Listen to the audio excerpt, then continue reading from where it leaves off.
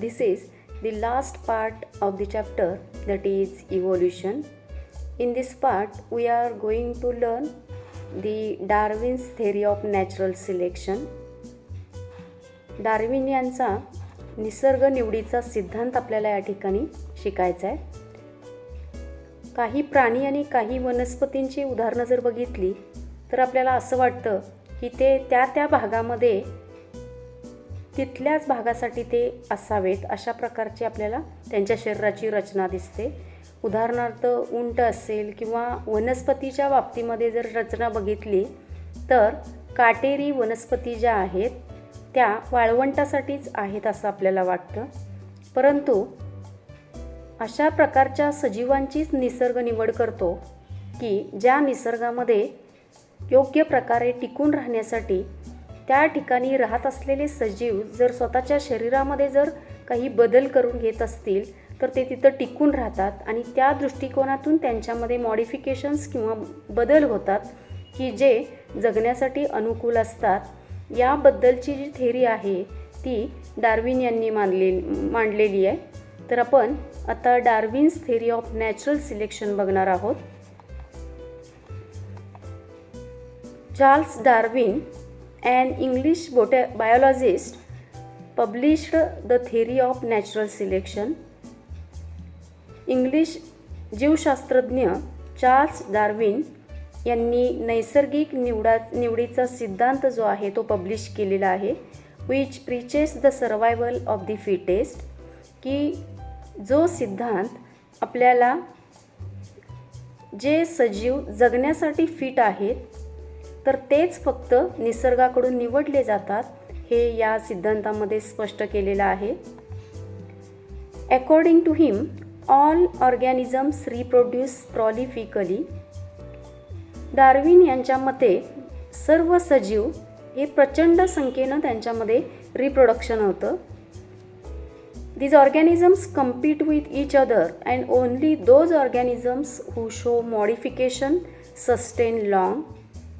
प्रचंड संख्येनं रिप्रोडक्शन होतं, सजीवांची संख्याही खूप असते आणि त्यांच्यामध्ये जगण्याची एक स्पर्धा सुरू होते.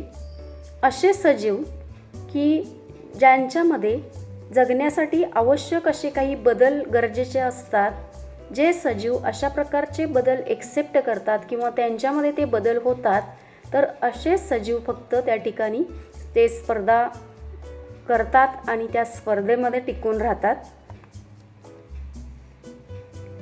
Natural selection also plays important role because nature selects only those organisms which are fit to live and rest perish. नैसर्गिक निवड याचं एक अतिशय महत्त्वाची भूमिका जर म्हटली तर अशा सजीवांचीच फक्त निसर्गाकडून निवड केली जाते की जे जगायला सक्षम असतात आणि बाकीचे त्यांचा नाश होतो. नॅचरल सिलेक्शन संदर्भात एक स्पष्टीकरण देण्यासाठी या ठिकाणी आपण एक पिक्चर बघतोय. हे जे ग्रीन कलरचे आपल्याला जे ब्लॉक्स दाखवलेले आहेत तर ते बुशेस किंवा झाड म्हणूया, आपण वनस्पती म्हणूया. तर वनस्पती या ठिकाणी आपल्याला दिसते आहे. या वनस्पतीवरती एक रेड रंगाचे जे बीटल्स आहेत ते बीटल्स या ठिकाणी आपल्याला दिसत आहेत. टोटल 12 बीटल्स या ठिकाणी आपल्याला पहिल्या फिगरमध्ये दिसतात. ग्रीन कलरचं बुश आहे आणि त्याच्यावरती रेड रंगाचे बीटल्स आहेत. आपल्याला माहिती आहे की या सजीवांच्यामध्ये देखील सेक्स्युअल रिप्रोडक्शन होतं आणि सेक्स्युअल रिप्रोडक्शन म्हटलं की व्हॅरिएशन आलंच. आणि अशा प्रकारे या सर्व रेड कलरच्या बीटलमध्ये जेव्हा सेक्स्युअल रिप्रोडक्शन होऊन ते पुढं जातात तेव्हा त्यांच्यामध्ये आपल्याला या ठिकाणी एक ग्रीन कलरचा बीटल की जो नव्यानं तयार झालेला व्हॅरिएशन झालेलं आपल्याला या ठिकाणी दिसतं. आता याच्यामध्ये हे जे बुशेस आहेत ते बुशेस ग्रीन कलरचे आहेत आणि अशा प्रकारच्या पक्ष्यांना या ग्रीन कलरमध्ये हे रेड रंगाचे जे बीटल्स आहेत ते इझी त्यांच्या दृष्टीस पडतात आणि त्यामुळं या पक्ष्यांकडून ते खाल्ले जातात. आणि या ग्रीन कलरचे जे बीटल्स आहेत त्यांचं रिप्रोडक्शन जेव्हा होतं तेव्हा अशा प्रकारच्या ग्रीन कलरच्या बीटल्सची संख्या वाढते आणि हळूहळू या रेड रंगाच्या बीटल्सची संख्या कमी होते, कारण जास्तीत जास्त रेड रंगाचे जे बीटल्स आहेत ते या पक्ष्यांकडून खाल्ले जातात आणि या ग्रीन कलरच्या बीटल्सची संख्या वाढते आणि शेवटी आपल्याला त्यांची संख्या प्रचंड प्रमाणामध्ये या ठिकाणी दिसते, परंतु ते या ग्रीन रंगाच्या बुशेसमध्ये बेमालूमपणे मिसळून जातात आणि त्यामुळं पक्ष्यांच्या दृष्टीस पडत नाहीत आणि यामुळं ते वाचतात, जिवंत राहतात, त्यांची संख्या वाढत राहते. म्हणजेच निसर्ग अशा प्रकारच्या सजीवांची निवड करतो की जे जगण्यासाठी सक्षम आहेत. म्हणजे या रेड रंगाच्या बीटलमध्ये जे मॉडिफिकेशन झालं की जे जगण्यासाठी अनुकूल होतं आणि यालाच या ठिकाणी डार्विन यांनी द सर्वायवल ऑफ फिटेस्ट अशा प्रकारे या थेरीला नाव दिलेलं आहे. Natural selection also plays important role because nature selects only those organisms which are fit to live and rest perish. These sustained and selected organisms reproduce and give rise to new species with own specific characters. This is the new species here which is selected by the nature and it is formed by the reproduction of these previous beetles. आणि याच्यामध्ये special टाईपचे काही characters असतात की ज्याच्यामुळं ही species जी आहे ती पुढं जगण्यास फिट होते. This theory was widely accepted for long duration, however it had some objections to it. बऱ्याच कालावधीपर्यंत ही थेअरी जी आहे ती एक्सेप्ट झाली, सर्वमान्य झाली, परंतु त्याच्यामध्ये सुद्धा काही ऑब्जेक्शन्स नंतर उभे राहिले. तर ते काही ऑब्जेक्शन्स आपल्याला यानंतर बघायचे आहेत. Irrespective of all these objections, Darwin's work on evolution has been milestone. Some of the main objections are, first objection is natural selection is not the only factor responsible for the evolution. इव्होल्यूशनसाठी ज्या काही गोष्टी गरजेच्या असतात त्याच्यामध्ये natural selection हा एकच factor फक्त इव्होल्यूशनसाठी रिस्पॉन्सिबल नाही आहे किंवा जबाबदार नाही. Second objection is Darwin did not mention any explanation about useful and useless modifications. आत्ताच आपण बघितलं की जेव्हा निसर्ग निवड करत असतो एखाद्या सजीवाची तेव्हा त्याच्यामध्ये काही मॉडिफिकेशन्स होतात, परंतु डार्विन यांनी नॅचरल सिलेक्शनची जी थेअरी मांडलेली आहे त्याच्यामध्ये कोणते बदल हे युजफुल आहेत आणि कोणते मॉडिफिकेशन्स हे युजलेस आहेत याच्याबद्दलचं एक्सप्लेनेशन दिलेलं नाही आहे. There is no explanation about slow changes and abrupt changes. याचबरोबर या थेअरीमध्ये अतिशय हळुवारपणे होणारे बदल आणि जलद होणारे बदल याच्याबद्दलचं कुठल्याही प्रकारचं स्पष्टीकरण आपल्याला या थेअरीमध्ये दिसत नाही. Irrespective of all these objections, Darwin's work on evolution has been a milestone.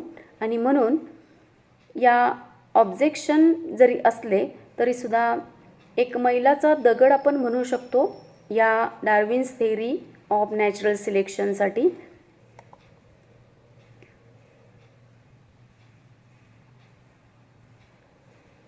Next point is speciation. What is meant by speciation? Formation of new species of plants and animals through the effect of evolution is called as speciation. Evolution झाल्यामुळं वेगळ्या प्रकारच्या काही नवीन अशा काही species किंवा जाती या वनस्पती किंवा प्राण्यांच्या तयार होतात आणि यालाच स्पेसिएशन असं म्हटलेलं आहे. Species is the group of organisms that can produce fertile individuals through natural selection. Species हा एक असा ग्रुप आहे सजीवांचा की जो फर्टाईल्स इंडिव्हिड्युअल्स तयार करतो आणि यासाठी नॅचरल रिप्रोडक्शनची हेल्प होते. Each species grow in specific geographic conditions. Their food, habitat, reproductive ability and period is different. यातल्या प्रत्येक स्पेसीज ज्या आहेत त्या जॉग्राफिकल कंडिशनमध्ये वाढतात. त्यांचं अन्न असेल, त्यांचा अधिवास असेल किंवा त्यांच्यामध्ये असणारी जी पुनरुत्पादन क्षमता जी आहे किंवा त्यांचा जो काही कालावधी असतो तो त्या स्पेसीजनुसार वेगळा असतो. Genetic variations are responsible for formation of the species from earlier one. Genetic variations जे होतात, जीन्समध्ये बदल झाल्यामुळं जे काही नव्यानं सजीव जन्माला येतात तर त्याच्यामुळंच या ठिकाणी स्पेसिएशन ही प्रोसेस घडते.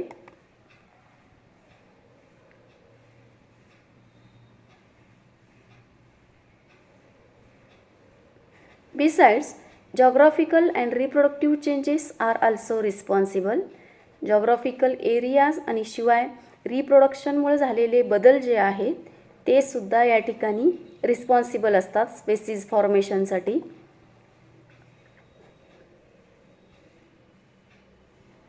Similarly, geographical or reproductive isolation also leads to speciation. Geographical आणि रिप्रोडक्टिव्ह जे आयसोलेशन होतं त्याच्यामुळं देखील नवनवीन स्पेसीज तयार होतात. Then next point is Lamarckism. Here you can see the picture. Jean-Baptiste Lamarck proposed that morphological changes occurring in living organisms are responsible for evolution, and the reason behind those morphological changes is activities or laziness of that organism. Lamarckism ही जी theory आहे ती gene Baptist लॅमार्क यांची आहे. त्यांनी असं म्हटलेलं आहे की सजीवांच्यामध्ये जे काही मॉर्फॉलॉजिकल चेंजेस होतात त्याचं कारण जे आहे ते एकतर ॲक्टिव्हिटीज म्हणजे या सजीवांच्यामध्ये जे काय ॲक्टिव्हिटीज होतात या ॲक्टिव्हिटीजमुळं त्या सजीवांच्या शरीरामध्ये बदल होतात किंवा लेझीनेस म्हणजे त्यांचा आळशीपणा किंवा एखादा ऑर्गनचा यूज न करणे यामुळं देखील त्यांच्या शरीरामध्ये काही बदल होतात. The neck of giraffe has become too long due to browsing of leaves of tall plants by extending their neck for several generations. होणारे बदल जे असतात ते तातडीने होत नसून त्यासाठी बराच मोठा कालावधी जावा लागतो. सेव्हरल जनरेशन्समध्ये ही प्रोसेस घडते. इथं जिराफचं पिक्चर दाखवलेलं आहे. सुरुवातीला जिराफची नेक जी आहे ती शॉर्ट होती, परंतु उंच जी झाडं होती या उंच झाडावरती असणाऱ्या पानांच्या शोधामध्ये या जिराफाच्या मानेचं जे काही रचना आहे, स्ट्रक्चर जे आहे त्याच्यामध्ये हळूवारपणे या ठिकाणी बदल होत गेलेले आपल्याला दिसतात. आणि आत्ता सद्यस्थितीमध्ये आपल्याला माहिती आहे की या जिराफाची मान जी आहे ती अतिशय उंच आहे. उंच झाडावरची पानं तो अतिशय सहजपणे देखील खाऊ शकतो. Shoulders of Iron Smith have become very strong due to frequent hammering movements. जे लोहार काम करतात तर त्यांच्यामध्ये जो भाता असतो किंवा हॅमर जे असतात त्यांची कंटिन्युअसली मूवमेंट होत असल्यामुळं शोल्डर्सची मूवमेंट होत असल्यामुळं ते शोल्डर्स जे आहे ते अतिशय स्ट्रॉंग बनलेले आहेत. म्हणजे पिढ्यानपिढ्या ही जी घटना आहे ती घडत असल्यामुळं पाठीमागच्या पिढीमधून पुढच्या पिढीमध्ये काही चांगले असे बदल ट्रान्सफर केले जातात आणि त्यामुळं या ठिकाणी झालेले बदल हे दिसतात. Wings of birds like emu and ostrich have become weak due to no use. Emu आणि ऑस्ट्रिच हे जे पक्षी आहेत तर त्यांनी पंखांचा वापर केला नसल्यामुळं ते वीक होतात. Legs of the birds like swan and duck have become useful for swimming due to living in water. राजहंस आणि बदक यांचे पाय जर बघितले तर त्या पायांच्या मध्ये पातळ त्वचेचा पडदा असतो, म्हणजेच स्विमिंग करण्यासाठी, पाण्यामध्ये पोहण्यासाठी या पायांचा उपयोग होत असल्यामुळे त्या प्रकारचं ॲडॅप्टेशन या ठिकाणी आपल्याला या बर्ड्समध्ये दिसतं. Snakes have lost their leg by modification in their body for burrowing habit. Snakes जे आहे ते बीळ करून राहत असल्यामुळं त्यांचे जे पाय आहेत ते नष्ट झालेले आहेत. All these examples are types of acquired characters. एक नवीन कन्सेप्ट या ठिकाणी आपल्याला दिसते, ॲक्वायर्ड कॅरेक्टर्स. वरती आत्ता आपण जे काही 6 एक्झाम्पल्स बघितले, तर या सर्व उदाहरणांमध्ये आपल्याला या सर्व सजीवांच्यामध्ये त्यांनी जे काही कॅरेक्टर त्यांच्यामध्ये दिसतात, तर ते ॲक्वायर्ड कॅरेक्टर्स आहेत. संपादित केलेले काही गुण त्यांच्यामध्ये आहेत. And are transferred from one generation to another. आणि एका पिढीकडून पुढच्या पिढीकडे हे कॅरेक्टर्स ट्रान्सफर केले जातात. This is called the theory of inheritance of acquired characters or Lamarckism. आणि याच थेरीला की ज्याच्यामध्ये संपादित जे गुण आहेत तर ते पुढच्या पिढीमध्ये ट्रान्सफर केले जातात, याच थेरीला लॅमार्किझम असं म्हटलेलं आहे.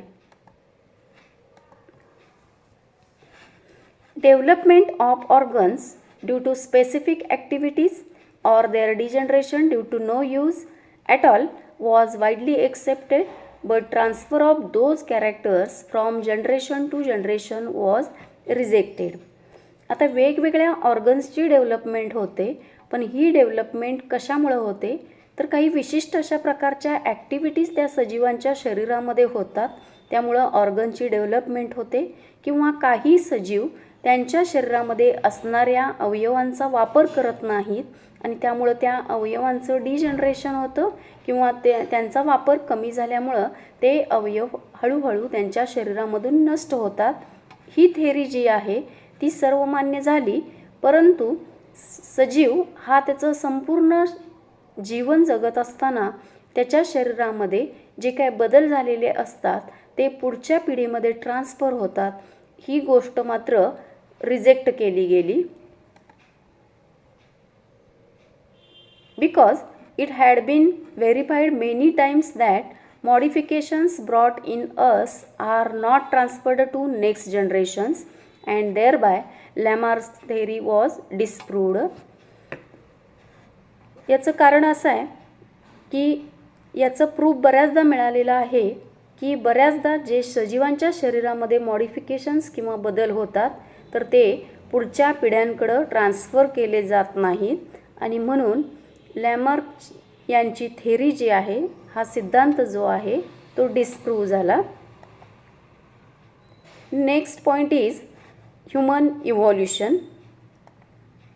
Here picture is given in which we can see the slowly changes in the structure of that human, and lastly the Homo sapien is developed. Now we are going to study the theory of human evolution. Approximately 7 crore years ago, monkey-like animals are said to be evolved from some ancestors who were more or less similar to the modern lemurs. अंदाजे 7 करोड वर्षापूर्वी माकडांसारखे दिसणारे जे प्राणी आहेत की जे थोड्याफार प्रमाणामध्ये मॉडर्न लेम्यूरसारखे दिसतात, तर त्यांचं इव्होल्युशन जे आहे हे इव्होल्युशन झालं. Tail of these monkey-like animals of Africa is said to have disappeared about 4 crore years ago. आणि या माकडांची जी शेपूट होती की जे माकड हे आफ्रिकामध्ये होते, तर 4 करोड वर्षापूर्वी हे टेल जे आहे किंवा शेपूट जे आहे ते डिसॅपियर झालं. Evolution of some of the 2 crore years old species of apes seems to have occurred in different ways. 2 crore वर्षापूर्वी एपच्या ज्या काय जुन्या जाती होत्या त्यांचं इव्होल्युशन वेगवेगळ्या प्रकाराने झालं. They had to use their hands more for eating and for other work. त्यांनी त्यांच्या हातांचा उपयोग हा अन्न खाण्यासाठी आणि इतर कामासाठी केला. First human like animals recorded was Ramapithecus app from east Africa. पहिल्यांदा माणसासारखा दिसणारा जो प्राणी होता की ज्याचं नाव आहे रामापिथिकस, पूर्व आफ्रिकामध्ये, तर तो फर्स्ट ह्युमन लाईक ॲनिमल म्हणून त्याचं रेकॉर्ड झालेलं आहे. This ape grew up in size and become more intelligent and evolved about 40 lakh years ago. हे जे एप होते त्यांचा आकार वाढला, शिवाय त्यांनी बुद्धी जी आहे, त्यांच्यामध्ये असणारी जी बुद्धी आहे त्याच्यामध्ये थोडासा बदल झाला, ते थोडेसे बुद्धिमान झाले. आणि ही प्रक्रिया जी आहे ही 40 लाख वर्षापूर्वी घडलेली आहे. Skilled humans appeared to be the member of genus Homo. आणि कौशल्यपूर्ण कामं करणारा जो मनुष्य होता तर तो जीनस होमो या गटाचा एक तो मेंबर होता. About 15 lakh years ago, humans walking with erect posture evolved and existed in China and Indonesia of Asian continent. 15 lakh वर्षापूर्वी वॉकिंग प्रोसेस जी आहे त्याची सुरुवात झाली आणि विथ इरेक्ट पोश्चर म्हणजे तो ताठ चालायला लागला आणि तो चायना आणि इंडोनेशिया की जे एशियन कॉन्टिनेंट्स आहेत या ठिकाणी त्याचं अस्तित्व दिसलं. Evolution of upright man continued in the direction of developing its brain for the period of about 1 lakh years. 1 lakh वर्षापूर्वी हा जो अपराईट मॅन जो आहे तो त्याच्या मेंदूचा विकास व्हायला लागला. त्या दृष्टीनं या ठिकाणी त्या डायरेक्शननी त्याचं कंटिन्युएशन सुरू राहिलं. Brain of 50,000 years old man had been sufficiently evolved to the extent that it could be considered as the member of class-wise man, that is Homo sapiens. 50,000 वर्षापूर्वीचा जो मनुष्य होता तर त्याचा जो मेंदू आहे तो पुरेशा प्रमाणामध्ये इव्हॉल्व झाला की त्याची गणना आपण होमो सेपियन्समध्ये करू शकू. Neanderthal man can be considered as the example of wise man. First wise man is Neanderthal man. The Cro-Magnon man evolved about 50,000 years ago and afterwards this evolution had been faster than the earlier. Then Cro-Magnon man जो होता तो 50,000 वर्षापूर्वी त्याचं evolution झालं आणि त्याच्यानंतर हे evolution जे आहे ते पूर्वीपेक्षा जलद गतीनं झालेलं दिसून येतं.